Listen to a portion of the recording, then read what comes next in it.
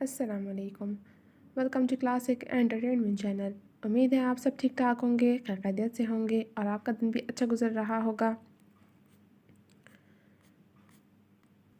Classic entertainment channel پہ میں آپ کے لیے لے کر آئی ہوں ناول میرے زخم پھر سے گلاب کر کی ایپیسوڈ۔ لیکن ناول کی ایپیسوڈ اسٹارٹ کرنے سے پہلے میری آپ سے ہمیشہ کی طرح ایک ریکویسٹ ہے کہ اگر آپ نے ہمارے چینل کو سبسکرائب کر کے بیل آئکن کو پریس نہیں کیا تو جلدی سے یہ دونوں کام کر دیجیے اور ساتھ میں لائک بھی کر دیجیے تاکہ ہمارے چینل پہ آنے والے تمام ناولز کی اپڈیٹ آپ تک بر وقت پہنچ سکے اور آپ ہمارے ناول سے بھرپور انداز میں لطف اندوز ہو سکیں۔ تو چلیے میں شروع کرتی ہوں ناول میرے زخم پھر سے گلاب کر ایپیسوڈ 74۔ رانیہ۔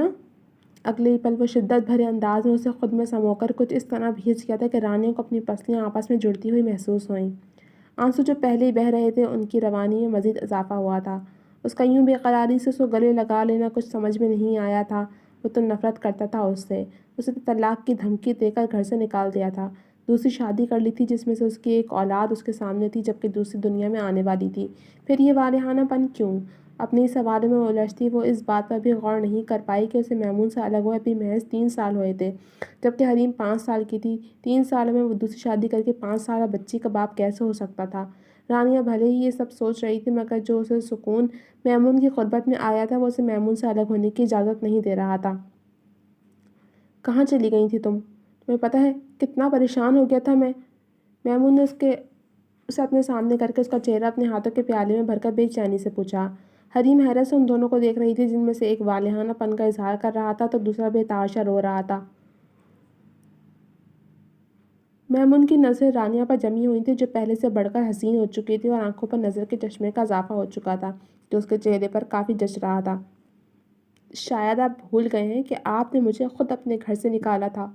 ویسے دوسری شادی کی بہت بہت مبارک ہو، رانیہ نے تیکھے لہجے میں کہتے ہوئے بے دردی سے آنسو پوچھے اور اسے فاصلہ بنایا۔ دوسری شادی؟ تمہیں کس نے بتایا؟ میمون حیران ہوا۔ وہ 3 سالوں سے اس کے پیچھے خجل خوار ہو رہا تھا اور وہ اس کو دوسری شادی کی مبارکباد دے رہی تھی۔ حریم ان کو بحث کرتے دیکھ کر کندھے اچکاتی کینٹین کی جانب چلی گئی۔ بتانے کے لیے آپ کی اولاد ہی کافی ہے جو ایک آپ کے ساتھ ہے اور دوسری اس دنیا میں تشریف لا رہی ہے، وہ بھیگے لہجے میں کہہ کر پھر سے جانے کے لیے پلٹی تو میمون نے ایک دم اسے بازو سے تھام کر قریب کرتے پھر خود میں بھینچ لیا۔ چھوڑے مجھے، وہ دبا دبا سے چلائی۔ میمون کے انداز اسے حیران کر رہے تھے، کہاں وہ اس سے نفرت کرتا تھا اور کہاں یہ بے قراری اور شدت پسندی۔ دوسری شادی کرنے کے باوجود میری ایک ہی بیوی ہے اور وہ تم ہو، ابھی بھی بیوی ہو نا میری؟ اس کی کنپٹی کو چھو کر اسے یقین دلانے کے ساتھ دل میں خدشہ لیے استفسار کیا۔ اور وہ حریم؟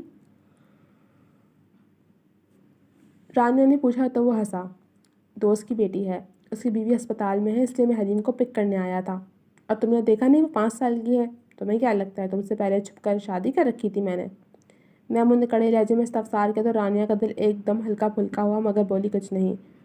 تم نے بتایا نہیں ابھی بھی بیوی ہو نا میری؟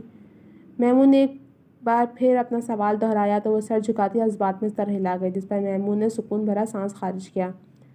تھینک گاڈ، مجھے لگا تھا میرے رویے کی بات تم مجھ سے نفرت کرنے لگو گی اور مجھ سے الگ ہونے کے لیے عدالت سے رجوع کر لو گی۔ Rania I am sorry for everything I did to you. Maimoon نے ایک دم ہی پشیمان ہوتے سر جھکا کر اس کے ہاتھ تھام کر معافی مانگی۔ آپ نے مجھے معاف کر دیا؟ رانیہ نے بھیگے لہجے میں پوچھا۔ میں تمہیں معاف کرنے والا کون ہوتا ہوں؟ غلط تم نے منام کے ساتھ کیا تھا، یہ تمہارا اور اس کا معاملہ تھا، وہ تمہیں جو چاہے سزا دیتی۔ ہم دونوں ایک سے ہیں رانیہ، تم نے اپنی غرض کا بدلہ منام سے لیا اور میں نے تم سے، ہم دونوں خطاوار ہیں۔ میمون نے شرمندگی سے کہا تو منام کے نام پر اس کے چہرے کا رنگ پھیکا پڑا۔ وہ کیسی ہے؟ اس نے ہچکچاتے ہوئے پوچھا۔ اپنے گھر میں خوش ہے وہ بہت، اس کی ملحان سے شادی ہو گئی تھی اور اب ان کا ایک بیٹا بھی ہے، آرٹ گیلری کھول رہی ہے وہ، ملحان کے ساتھ بہت خوش ہے۔ میمون نے نرمی سے بتایا تھا۔ میمون کے لہجے میں رانیہ کو ڈھونڈنے سے بھی کوئی حسرت نہیں ملی تھی، یعنی وہ قبول کر چکا تھا کہ منام اب اپنے شوہر کے ساتھ خوش ہے اور یہی اس کا اور میمون کا نصیب تھا۔ میں اس سے معافی مانگ لوں گی، میں چلتی ہوں اب دیر ہو رہی ہے مجھے، رانیہ نے پھیکا سا مسکراتے ہوئے کہا۔ میمون نے معافی مانگی تھی مگر اسے ساتھ چلنے کو نہیں کہا تھا تبھی وہ اجازت چاہنے لگی۔ کہاں مسز، اب آپ کے سارے راستے مجھ تک آتے ہیں، تو اب تم میرے ساتھ ہمارے گھر چلو گی۔ میمون نے اس کا ہاتھ تھام کر حریم کو ساتھ لیا جو خود ہی کینٹین سے کھانے کی اشیاء لے کر واپس آ چکی تھی۔ ویسے یہ چشمہ کافی سوٹ کر رہا ہے تم پر، نظر کا ہے؟ میمون نے محبت پاش نظروں سے اسے دیکھا۔ جی نظر کا ہے، رانیہ نے گاڑی میں بیٹھتے ہوئے کہا۔ حریم پچھلی سیٹ پر براجامان اپنے آپ میں مگن تھی۔ نظر کیسے کمزور ہو گئی تمہاری، میرے یاد میں رو رو کر؟ میمون نے شرارتی انداز میں پوچھا۔ ہاں، رانیہ کے جواب پر گاڑی چلاتے میمون نے چونک کر رانیہ کو دیکھا جو اسے ہی سنجیدگی سے دیکھ رہی تھی۔ اس کی آنکھوں میں مذاق کا شائبہ تک نہیں تھا اور وہ سچ کہہ رہی تھی۔ میمون کی یاد میں اسے اتنے آنسو بہائے تھے کہ اس کی نظر خراب ہو گئی تھی۔ آئی ایم سوری، آئندہ میری وجہ سے تمہاری آنکھوں میں کبھی آنسو نہیں آئیں گے، میمون نے اس کا ہاتھ تھام کر کہا تو وہ مسکراتی سر ہلا گئی۔ تم یہاں کیسے آ گئی اور کیوں؟ کب سے ذہن میں مچل رہے سوال کو میمون نے نظروں کا پیرہن پہنایا۔ وہاں میرا تھا ہی کیا، اس گھر میں مجھے منام کی چیخیں سنائی دینے لگی تھیں، اپنی مری ہوئی ماں کا چہرہ نظر آنے لگا تھا۔ میں وہاں رہتی تو پاگل ہو جاتی، اور سب سے بڑی وجہ میرا خوف تھا کہ کہیں آپ مجھے طلاق نہ دے دیں۔ آپ مجھ سے محبت نہ کرتے تو بھی میرے لیے یہی بہت تھا کہ میں آپ کے نکاح میں ہوں اور آپ کے نام سے جڑی ہوں۔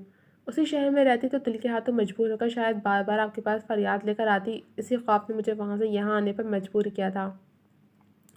یہاں آ کر میں نے اپنے لیے ایک اپارٹمنٹ خریدا اور پرائیویٹ پڑھائی کے ساتھ ساتھ اس اسکول میں جاب کر لی۔ میری تنخواہ مجھے اکیلی کے لیے کافی تھی، تبھی مطمئن تھی۔ بھائی کی پینشن کا مجھے کوئی آئیڈیا نہیں تھا، تبھی اس کے بارے میں بھی نہیں سوچا۔ رانیہ نے مختصر لفظوں میں اپنے 3 سالوں کو سمویا تو وہ سر ہلا گیا۔ کچھ ہی دیر میں وہ اسپتال پہنچ چکے تھے۔ حریم کا بھائی ہوا تھا جس پر وہ سب لوگ بہت خوش تھے۔ میمون اور رانیہ نے بھی انہیں مبارکباد دی۔ میمون ہوٹل میں ٹھہرا تھا مگر رانیہ کے کہنے پر اس نے ہوٹل سے اپنا سامان لیا اور رانیہ کے اپارٹمنٹ میں آ گیا۔ 2 کمروں کا یہ چھوٹا سا اپارٹمنٹ کافی پیارا تھا، جس میں چھوٹا سا ہال، اوپن کچن اور 2 کرسیوں والا ڈائننگ ٹیبل تھا۔ گھر تو کافی پیارا ہے تمہارا۔ فریش ہونے کے بعد میمون نے اس کے بیڈ پر بیٹھتے ہوئے گھر کی تعریف کی تو وہ بے ساختہ مسکرا دی۔ کچھ کھائیں گے آپ؟ رانیہ نے میزبانی کا فرض نبھانا چاہا۔ تم بھی بہت پیاری ہو۔ میمون نے اس کے سوال کا جواب دینے کے بجائے اسے نظروں کے حصار میں لی اپنی کہی تو رانیہ کا چہرہ اس کی لو دیتی نگاہوں پر سرخ پڑا۔ چائے لے کر آتی ہوں، وہ اتنا کہہ کر جانے لگی جبکہ اس کے قدم یخلق تھمے اور دھڑکنیں حد سے سوا ہوئیں۔ چائے میں پیار ملانے سے بہتر ہے وہ پیار عملی طور پر مجھ سے کر لو۔ میمون کا فقرہ اسے گلنار کر کے رکھ گیا تھا، نہ وہ باہر جا پا رہی تھی نہ اس کی طرف پلٹ پا رہی تھی۔ ادھر آؤ۔ میمون کی آواز پر وہ اس کی طرف پلٹی اور بنا اس کی جانب دیکھے نپے تلے قدم اٹھاتی بیٹھ کے قریب آن کھڑی ہوئی۔ میمون نے اپنا ہاتھ اس کی طرف بڑھایا تو اس نے اپنا ہاتھ اسے تھما دیا مگر اگلے ہی پل اس کے لبوں سے دبی دبی سی چیخ برآمد ہوئی، کیونکہ میمون ایک دم سے اسے اپنی طرف کھینچ کر نہ صرف بیڈ پر لٹا چکا تھا بلکہ خود اس پر مکمل سایہ فگن ہو چکا تھا۔ مون، وہ گھبرائی سے اسے پکار بیٹھی جو اب اسے نرمی سے چھو رہا تھا۔ مغل ہاؤس میں بہت ویرانی ہے، بابا چاہتے ہیں کہ وہاں رونقیں بکھریں، اور یہ تبھی ممکن ہے جب ہمارے چنو منو مغل ہاؤس میں کھیلیں کودیں، اور وہ تبھی ایسا کریں گے جب اس دنیا میں آئیں گے، اور اس دنیا میں وہ تبھی آئیں گے جب ہم تم پیار کریں گے۔ میمون نے معنی خیزی سے اس کے چہرے پر انگلی پھیرتے ہوئے کہا تو وہ اس کی بے باک باتوں پر سرخ پڑتی آنکھیں میچ گئی۔ کبوتر کی طرح آنکھیں بند کرنے سے بچ نہیں جاؤ گی؟ 3 سال کی دوری میں جتنا تڑپا ہوں اس کا حساب لینا ہے مجھے، تو بتاؤ اجازت ہے نا کہ میں تمہیں محبت بھری سزا دے دوں؟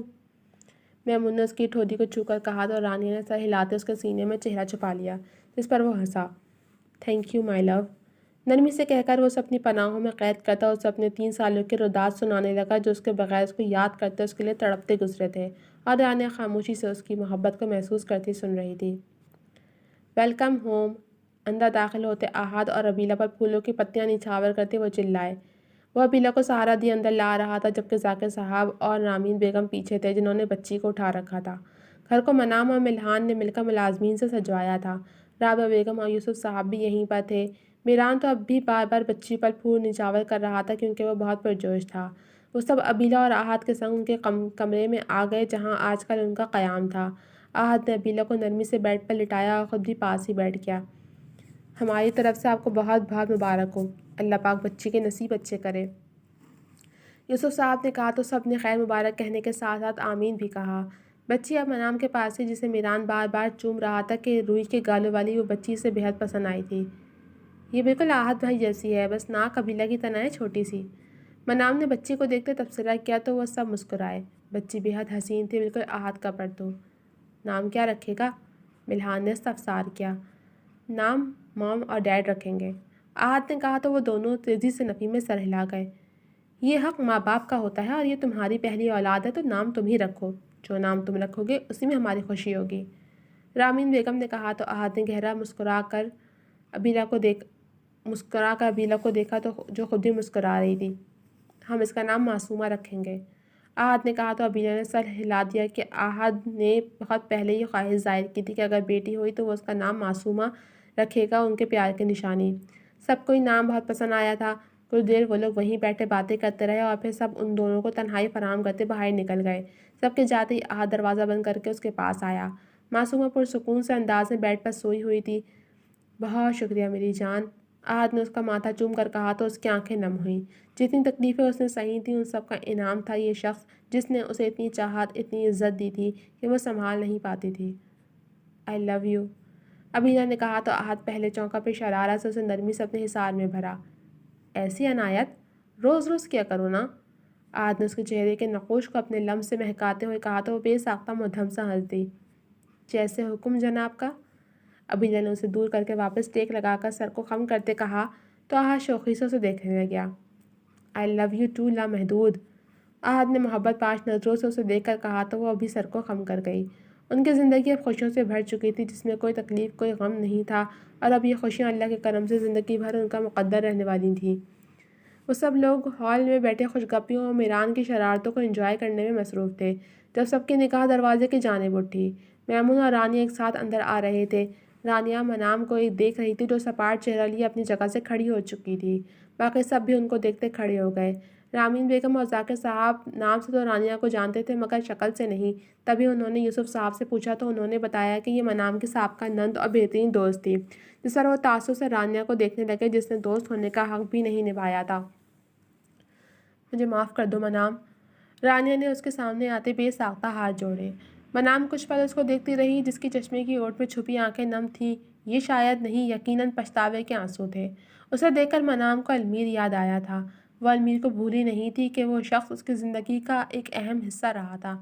وہ اکثر اس کے خواب میں آتا تھا، اسے خوش دیکھ کر خوشی کا اظہار کرتا تھا، جس پر اس کے دل میں جو گلٹ تھا کہ اس نے المیر سے کیا وعدہ توڑ دیا وہ ختم ہوتا گیا۔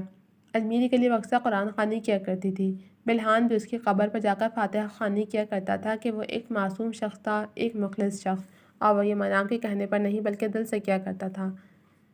میں نے تمہیں تبھی معاف کر دیا تھا رانیہ جب مجھے پتہ چلا کہ مون بھائی نے تمہارے ساتھ کیا کیا، اس لیے معافی مت مانگو، منام نے کہا تو میمون کے چہرے پر شرمندگی چھا گئی۔ منام کا رویہ اس کے ساتھ بھی پہلے جیسا ہو چکا تھا، وہ اس کے لیے اس کا مون بھائی تھا جس سے وہ فرمائشیں کیا کرتی تھی۔ تھینک یو منام، تم بہت اچھی ہو، بہت بہت اچھی، پہلے نہیں مگر اب میں اپنی بیسٹ فرینڈ کو کبھی کوئی تکلیف نہیں ہونے دوں گی، رانیہ نے اس کا ہاتھ تھام کر اسے گلے سے لگتے ہوئے کہا تو منام پھیکا سا مسکرا کر اس سے الگ ہوئی۔ معاف کرنا بہت آسان ہوتا ہے رانیہ، لیکن بھول جانا بہت مشکل۔ تم میری اکلوتی دوست تھی جس نے میرے ساتھ وہ کیا جو میرے وہم و گمان میں بھی نہیں تھا۔ میرا اب دوستی نامی رشتے سے اعتبار اٹھ چکا ہے اور اب میں خود میں اتنی ہمت نہیں پاتی کہ میں تمہیں اپنی زندگی میں پھر سے وہی درجہ دوں۔ تم مون بھائی کی بیوی ہو اور میری بھابھی، ہمارے درمیان بس یہی رشتہ ہے اور میں اس رشتے کا دل سے احترام کروں گی۔ میں نے تمہیں خدا کی رضا کے لیے معاف کیا ہے، اس سے زیادہ کی توقع مجھ سے مت رکھنا کہ میں اتنی اعلیٰ ضرب بھی نہیں، منام نے نپے تلے مگر نرم لہجے میں کہا تو رانیہ اسے دیکھ کر رہ گئی۔ رانیہ نے خود اپنے ہاتھوں سے اپنی دوست کو گنوایا تھا تو اس کا شکوہ بنتا نہیں تھا۔ وہ پھیکے سے انداز میں سر ہلا کر رہ گئی کہ اس کے لیے یہی بہت تک کہ منام اسے معاف کر چکی ہے۔ جو ہوا اسے بھول جاؤ، بس آج سے اپنے رشتوں پر اعتبار اور بھروسہ کرنے کا عہد کرو تاکہ آئندہ کبھی کوئی بدمزگی نہ ہو، یوسف صاحب نے ماحول میں چھائے تناؤ کو دیکھ کر کہا تو سب نے سر ہلا دیا۔ میمون نے رانیہ کا سب سے تعارف کروایا۔ میران کو ممانی مل گئی تھی تو وہ اب مسلسل رانیہ کی گود میں ہی تھا جس سے وہ بہت پیار سے پیش آ رہی تھی۔ رامین بیگم اور رابعہ بیگم مل کر کھانا لگوانے لگیں جبکہ مرد حضرات اپنے آفس کی باتیں لے کر بیٹھ گئے۔ رانیہ منام کے ساتھ بیٹھی تھی۔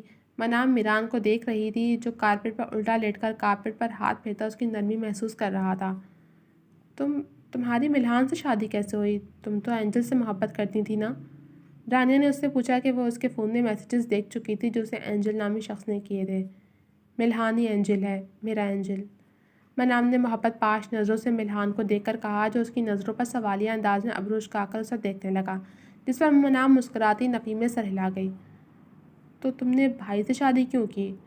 رانیہ کا لہجہ دھیما تھا۔ یہ ایک وجہ بھی تو تھی اس کی منام سے نفرت کرنے کی، تبھی تو وہ اس پر ظلم کرنے میں ہر حد پار کر گئی تھی۔